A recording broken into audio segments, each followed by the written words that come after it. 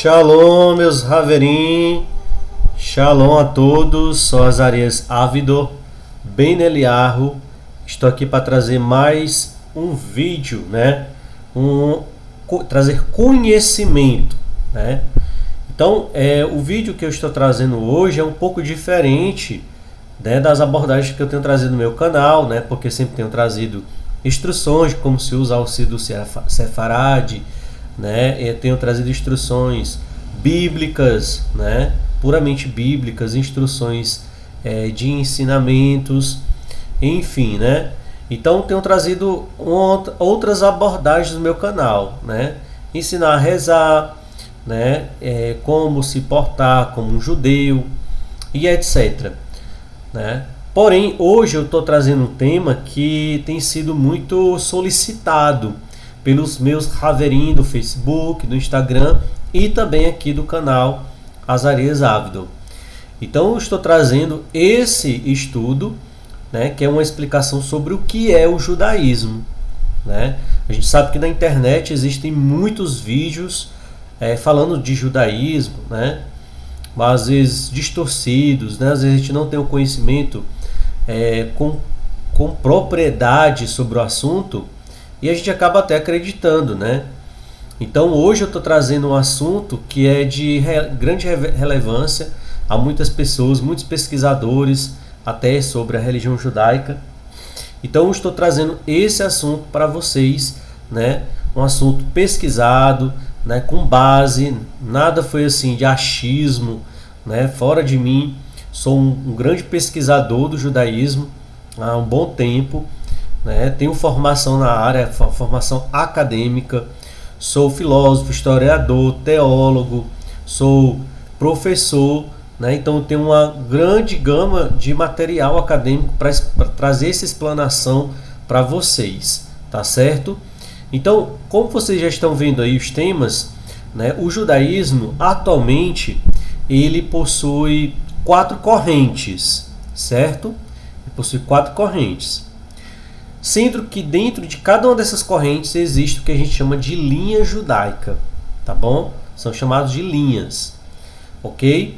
E dentro das linhas, existe a abordagem judaica, que é o seu estilo que você vai adotar.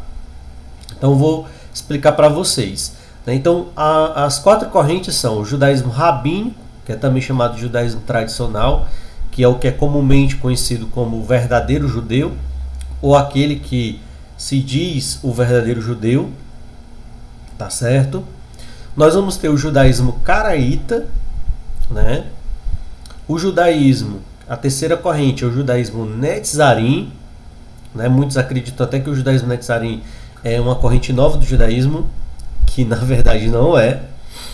E o quarto é o judaísmo messiânico, tá certo? Que é uma das correntes que tem crescido muito, tá bom? No mundo inteiro. Então são essas 4 correntes. Sendo que, comumente, como eu acabei de falar para vocês, a que é a mais aceita como os verdadeiros judeus são os rabínicos, o judaísmo tradicionalista, o tradicional, e rejeita qualquer outra forma de judaísmo. E dentro do judaísmo tradicional que existem as linhas, cada uma delas quer ser mais propensa a dizer-se o verdadeiro judeu, tá bom? Então, assim como no cristianismo e no islamismo existem as correntes, o judaísmo também existem essas correntes, e nós vamos ver agora a característica de cada uma delas, tá certo? Então vamos lá.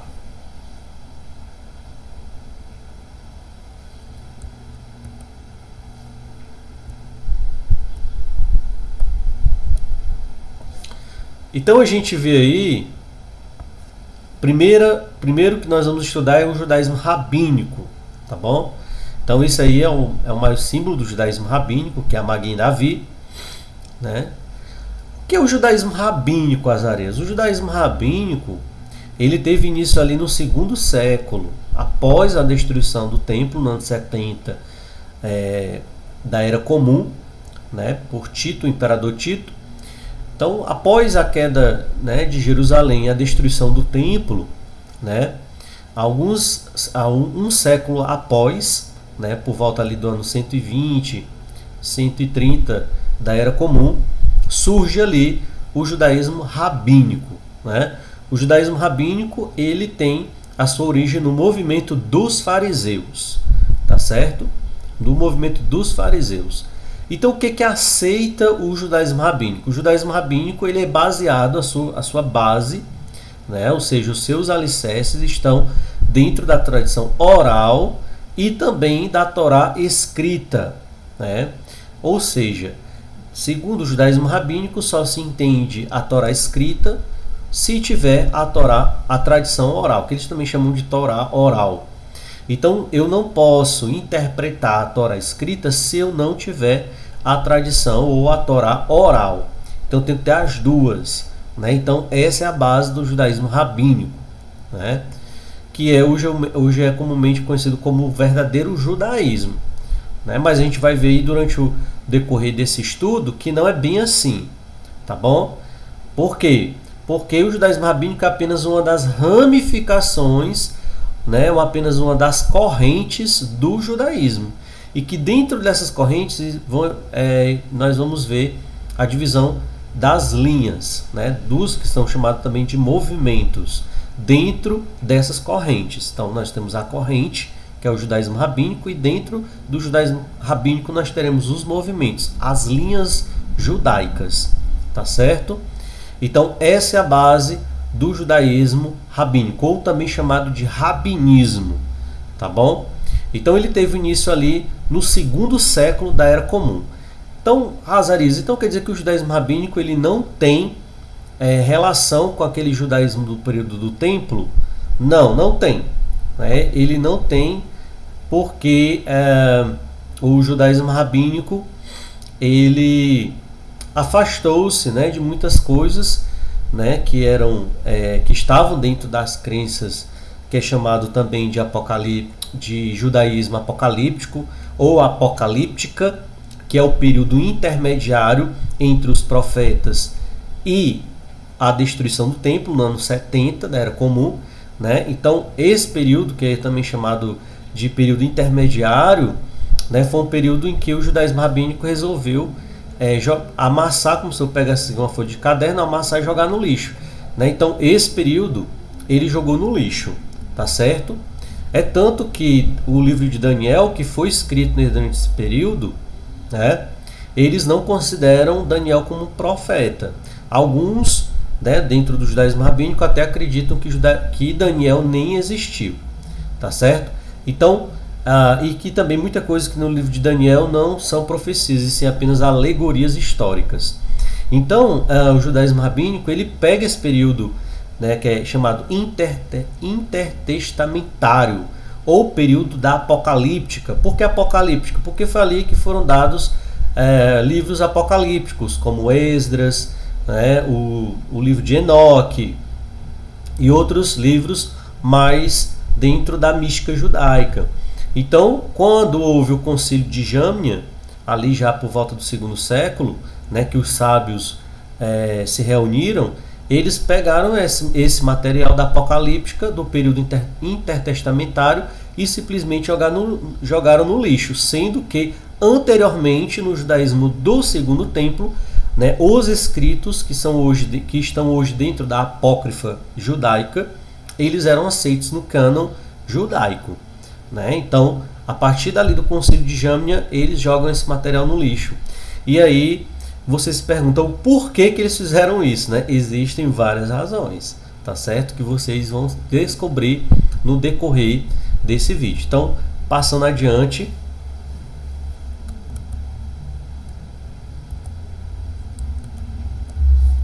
Então aqui, né, eu trouxe para vocês a foto, né, de um judeu ortodoxo tradicional. Esse judeu aí, a foto é de um judeu ortodoxo tradicional, tá bom? Professor Azarias, então isso quer dizer que a forma como o judeu ortodoxo tradicional se veste é dessa forma aí? Exatamente, tá certo? Isso aí é um exemplo de um judeu, essa foto aí, né? é um judeu ortodoxo tradicional, tá bom? Por que eu falo tradicional? Porque existem outras formas de ortodoxia, que nós vamos já ver aqui dentro desse estudo. Então, o judaísmo ortodoxo ele considera que a Torá foi escrita pelo Eterno e que o Eterno ditou a Moisés, né, a Moshe Rabbeinu, sendo as suas leis imutáveis. Os judeus ortodoxos consideram o Shulchan Aruch, compilação das leis do Talmud do século XVI, pelo Rabino Yosef Karo, como a codificação definitiva da lei judaica. O judaísmo ortodoxo exprime-se informalmente através de dois grupos: o judaísmo moderno ortodoxo tradicional e outras formas de judaísmo ortodoxo, né, de ortodoxia, que nós vamos ver, já ver mais na frente. Então, o judeu ortodoxo tradicional, ele se veste dessa forma aí, tá bom? Que nem eu acabei de falar, né? Eles consideram, né, a tradição oral Talmud, né? Muitos deles são talmúdicos mesmo. Considera alguns deles até acima da própria Torá escrita. Por quê? Porque eles dizem que se não houver o entendimento da tradição oral, né, da compilação do Talmud, né, não existe Torá escrita, porque não tem como você interpretar a Torá escrita sem esses escritos. Então, é dessa forma que baseia-se esse judaísmo, tá bom? Então, se você quer praticar judaísmo tradicional, então você precisa abraçar o Talmud e tudo que está lá escrito. Mas Azarias, tem cada coisa escrita no Talmud, né? Tem muita coisa. Existem fábulas, contos, né? Existem histórias que não tem comprovação alguma, né? Mas aí você acredita se você quiser. Se você quer abraçar verdadeiramente o judaísmo tradicional, então você precisa abraçar o Talmud, tá bom? Então o judeu ortodoxo tradicional, ele vai se vestir dessa forma aí, né? Geralmente ele usa uma barbinha rala, né? Uma quipazinha mais tradicional, né? Usa o seu tzitzit de cor branco, né? A cor é branca geralmente, e ele, né, veste camisa branca e calça preta, né? Então geralmente esse é o judeu ortodoxo tradicional, tá bom? Então, passando aqui mais adiante, então aqui nós vamos ver outra forma de ortodoxia, né? Aqui nós temos a foto de alguns judeus que são chamados Haredim, né? São os judeus Haredim, ou também chamado de ultra-ortodoxos. Eles não gostam de serem chamados de ultra-ortodoxos, é uma forma pejorativa, tá certo? Eles são mais zelosos do que mesmo os tradicionais, tá bom? Eles são bem rigorosos, muito rigorosos mesmo. Até para você chegar a fazer parte do judaísmo ultra-ortodoxo, você passa por muita coisa, né? Então não é fácil, né, estar lá do lado deles e fazer parte do grupo deles. Não tem nada fácil, tá bom? É muito difícil, né? Sendo que a aprovação é 1 em 1000, né? Vamos dizer assim, é 1 em 1000. O judaísmo ortodoxo também se divide no judaísmo Haredi ou ultra-ortodoxo. O judaísmo Haredi não tem uma única corrente, sendo muito diversificado quanto à liderança, costumes, hábitos, vestimentas, pronúncia do hebraico e do Yiddish. Padrões de relacionamento interno, que é o Yiddish. O Yiddish é um idioma, né, ashkenazita, né, que é misturado aí entre o hebraico e o alemão, tá certo? Padrões de relacionamento interno e com outras correntes do judaísmo, os grandes grupos nos quais podem ser divididos. Olha aí, ó. Dentro do próprio judaísmo ultra-ortodoxo, nós encontramos essas divisões aí, essas linhas, né? Nós vamos ter o Litaim ou Mitnagidim, segundo Haredim Sefaradim, porque esses que vocês estão vendo aí são os Haredim Ashkenazim, né? E também existem os Haredim Sefaradim. Não tanto, eles não são tanto, os Haredim Sefaradim, eles não são tanto assim, rígidos, mas eles são altamente separatistas. Eles não têm nenhum tipo de comunhão com um Ashkenazim, tá certo? É como se fosse uma espécie de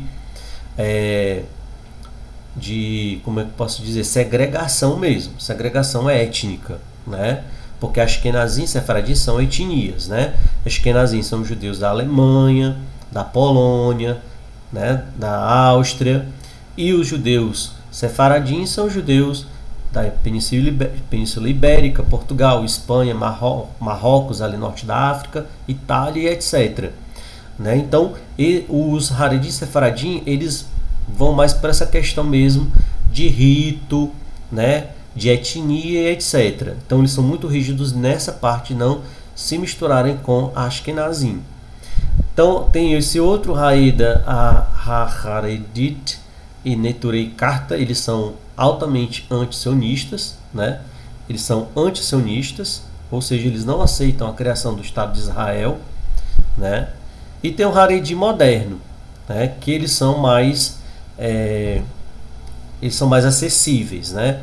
São mais acessíveis, porém também são antisionistas, tá bom? Então, o que é um antisionista? São ramificações dentro do judaísmo, linhas judaicas que não aceitam o atual Estado de Israel, tá certo?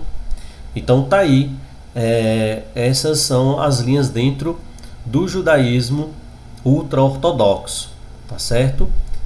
E aí nós vamos agora para uma outra linha dentro do judaísmo ultra-ortodoxo, que é uma linha do judaísmo rabínico, certo? Uma corrente, uma linha, exatamente, é uma linha do judaísmo rabínico. Então vamos lá.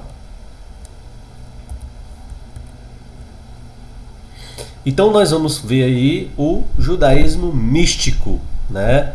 Então nós temos aí o judaísmo místico, que ele é também chamado de judaísmo racídico, né? Então, chapéu de pele, grandão, né? Quando eu estive no Canadá eu vi muito eles andando lá pelas ruas de Toronto, né? Roupa preta, de pele, né? O que é o racidismo? O racidismo ele surgiu na Europa, ali justamente no leste europeu, no século XVIII, e a sua filosofia foi formulada pelo rabino místico Israel Ben Eliezer, mais conhecido como Baal Shem Tov, o mestre do bom nome. Baal Shem Tov atuou principalmente junto a camponeses judeus no vilarejo de Medisbir, na comunidade polaco-lituana, atualmente a Ucrânia, após anos de retiro e estudo, tendo formado um grande grupo de discípulos por toda a Europa. Este é talvez o maior grupo dentre os Haredim Ashkenazi. Trata-se, porém, de uma corrente muito heterogênea e dividida em diversos grupos, subgrupos, cada uma delas com seu rabino-chefe, o Rebbe, a qual todos os membros seguem com devoção, sem discordar ou questionar, e por isso acabam sendo muito mais conservadores, mesmo de tradições que não têm base no Talmud, né? Então, eles aí vão muito mais do que está no Talmud, né? Então, eles são cabalistas também, né? Adotam bastante o Zohar, né? Enfim, né? São os ultra-ortodoxos, né, judeus Haredim ultra-ortodoxos racídicos, Hassidim, né? Então, aí é uma foto deles. Então, eles se caracterizam dessa forma aí, tá bom? E dentro deles tem uma outra ramificação que a gente conhece como Rabad, né? Que também é uma ramificação desse judaísmo aí, né? Nós vamos ver um pouco aqui mais na frente. Ele é um judaísmo de origem ashkenazita, né? Sua vestimenta normalmente chama atenção e através de pequenos detalhes identifica-se a Hassidut, o grupo, da qual o indivíduo pertence. Alguns deles usam chapéu de pele, cujo tamanho ou largura identifica os diferentes subgrupos da mesma forma. O capote que vestem em suas cores e a meia de forma, usá-las bem, podem ser elementos de identificação do subgrupo. A exceção as demais Hassidut e a Hassidut e a Hassidut de Rabad, cujos integrantes vestem de forma semelhante à dos Litaim. normalmente sem gravata. O estudo em sua Yeshivot dá grande ênfase a livros escritos pelos rebes de suas correntes e o estudo do Talmud, e é mais superficial do que os Litaim. Porém, aqueles que se destacam no estudo do Talmud acabam estudando tão profundamente quanto os outros grupos deste grupo. E é muito grande a influência da Cabala no estudo, que eu acabei de falar, né, o Zohar, e consequentemente também quando se fixa a Halahá, a lei judaica. Seus líderes são nomeados quase sempre hereditariamente, um filho ou um genro toma o lugar do Rebbe falecido. Então, né, a gente tem aí o Rabad, né, que é uma corrente, né, eu não falo descendência porque não é descendente, é uma corrente mesmo dentro dessa, aliás, não é uma corrente, é uma linha dentro dessa corrente que é o judaísmo racídico, tá bom? Então a gente vê aí que eles são bem místicos, né?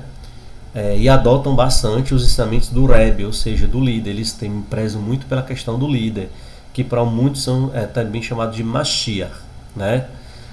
Eles têm os seus próprios Meshirim, né? Seus próprios Messias, vamos dizer assim, né? O líder para eles é um Messias, tá bom? Então os judeus tradicionais, eles são mais talmúdicos, né? E os judeus hassidim, dentro dessa linha racídica, eles são mais cabalistas, tá certo? São místicos, como eu acabei de explanar, tá bom? Então, se você é uma pessoa que gosta muito da cabala, né? Vai entrando muito para dentro do misticismo judaico e é bem ortodoxo, então você está entrando para essa linha aí, tá bom?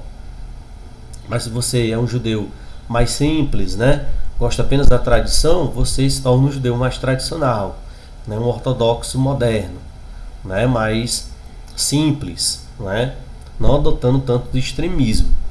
Então nós vamos passando mais para frente para conhecermos mais sobre esse assunto tão interessante. Então, dentro do judaísmo rabínico, né,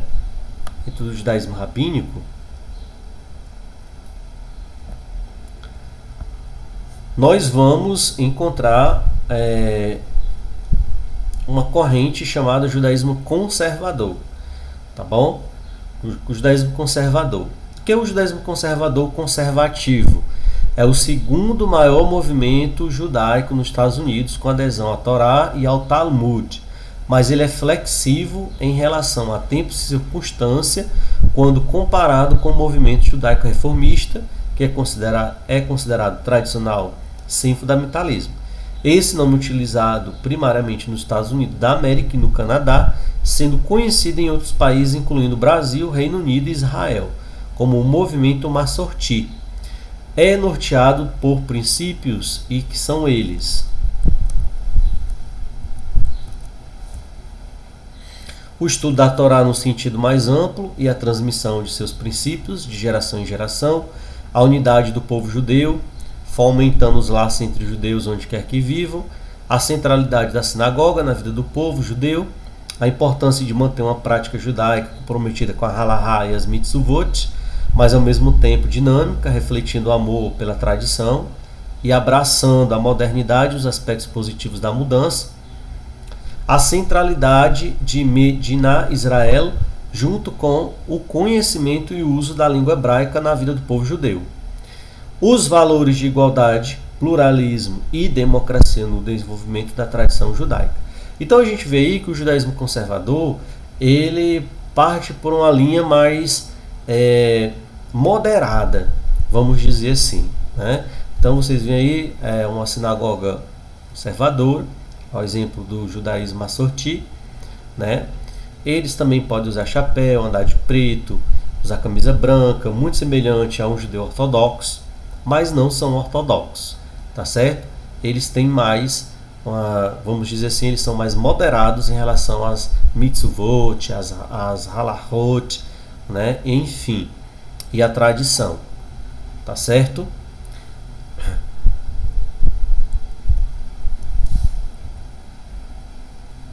Opa, pulei um pouco.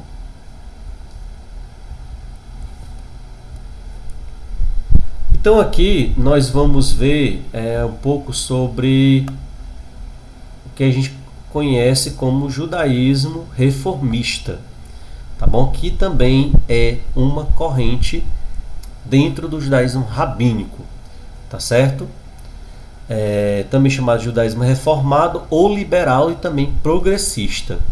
É um movimento que surgiu na Alemanha, dentro do judaísmo, que defende a introdução de novos conceitos e ideias nas práticas judaicas com o fim da adaptação ao momento atual, ou seja, ao modernismo.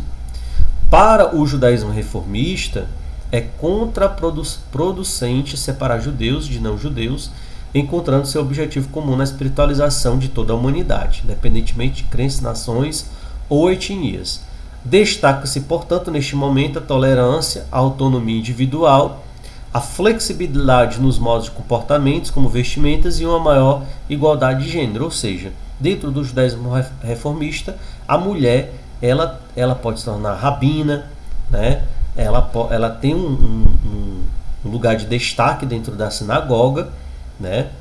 E também existe um movimento muito forte, que é o movimento LGBT dentro, né, que é da diversidade sexual dentro do movimento reformista, né? Sendo que até gays e lésbicas são ordenados rabinos, né? São ordenados rabinos dentro do movimento reformista, né? E eles possuem uma abrangência maior, né? É o maior grupo dentro do judaísmo, é o judaísmo reformista, tá certo? Também ele sofre muito a afronta dos judeus ortodoxos em Jerusalém, né? As mulheres são agredidas, porque geralmente as mulheres também querem ter direito ao Muro das Lamentações, né? E os judeus ortodoxos eles não aceitam, né? É tanto que para os judeus ortodoxos, os judeus conservadores e os judeus reformistas não são considerados judeus, tá bom? Enfim, né? Então existe essa questão aí, né? Cada grupo, assim como também o pessoal da Hassidut lá né, que são os judeus místicos, eles não consideram os judeus tradicionais judeus. E assim vai, né? Cada grupo defendendo, puxando a sua sardinha para o seu próprio lado, né? Então é dessa forma. Todos eles, o que é que tem em comum do judaísmo rabínico, né? As áreas dentro das linhas, né? Que são a ortodoxia, a ultra-ortodoxia, né? A Hassidut, né? O judaísmo conservador, Massorti e o reformismo. O que todos eles têm em comum? Eles têm em comum os 13 princípios do Rambam, né? Maimônides, né? Então todos eles abraçam aqueles 13 princípios, né? Isso é o que os une como judeus, né? Todos eles também abraçam as tradições, porém cada um com a visão diferente um do outro, tá certo? Uns mais liberais, como os reformistas, outros moderados e outros mais radicais, né, como os ortodoxos, tá certo? Então nós vamos passar adiante, né? Além do judaísmo reformista, existe um outro grupo mais liberal ainda, que é o que nós vamos ver agora. O judaísmo reconstrucionista, tá bom? É um movimento do judaísmo fundado no século XX, nos Estados Unidos, pelo rabino Mordecai Kaplan, 1881 a 1983, dando ênfase à ideia de judaísmo como a civilização no frase de Kaplan, que é o título do seu livro, o mais famoso. Kaplan rejeitou a religião baseada no sobrenaturalismo, dizendo: religião sobrenatural é a fase da religião de astrologia e alquimia. O único seminário do movimento Reconstructionist Rabbinical College em Filadélfia foi fundado em 1968. Dentre os movimentos judeus, o reconstrucionismo era um pioneiro na igualdade das mulheres nos ritos, e desde a sua fundação o seminário aceitou mulheres para estudar a serem rabinas, né, rabinos, sendo o primeiro colégio rabínico a fazer isso. Então, os judeus reconstrucionistas eles são mais liberais do que os próprios reformistas. Zarias, ainda existe um mais liberal ainda do que os próprios reformistas, exatamente, que é o judaísmo reconstrucionista. Eles são muito mais liberais que os judeus, né? Nós vemos aí que os judeus reformistas, tá certo? Então nós vemos aí a parada gay em Israel, né? Que é patrocinada praticamente pelo judaísmo reconstrucionista e pelo judaísmo reformista, em Tel Aviv, em Israel, né? É tanto que a maior parada LGBT do mundo é em Israel, tá certo? Então, Zarias, eu não sabia que dentro dessas ramificações do judaísmo rabínico, dessas linhas, aceitavam, né, de uma forma inclusiva, né, os LGBTs dentro da comunidade. Pois eles têm essa questão de aceitar, sim. E eles não veem o judaísmo como uma religião, tá certo? Eles veem como algo abrangente a todos, né? É como se fosse uma filosofia mesmo de vida, e abraçam essa filosofia de uma forma mais como uma tradição de um povo que viveu, né, há milênios, né, no passado. Então, e que esse povo sobrevive aos dias de hoje. Então, eles abraçam justamente essa causa, né? E todos eles conseguem aliar Israel tranquilamente, né? Então, nós vamos passar mais adiante. Nós vamos ver agora outras formas de judaísmo.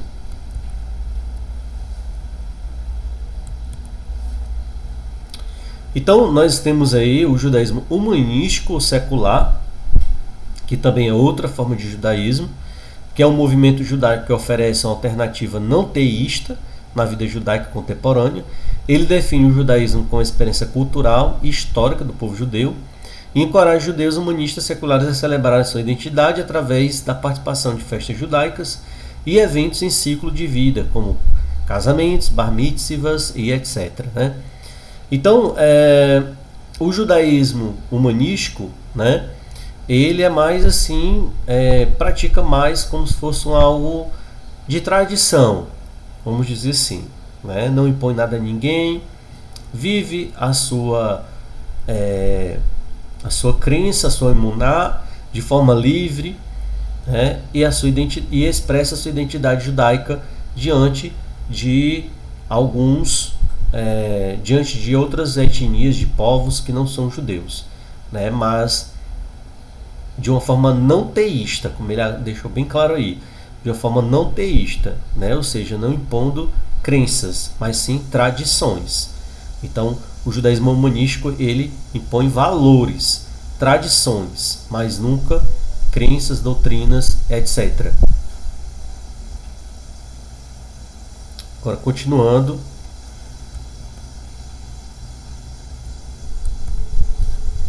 Então existe um outro judaísmo, né, saindo um pouco do judaísmo rabínico, né,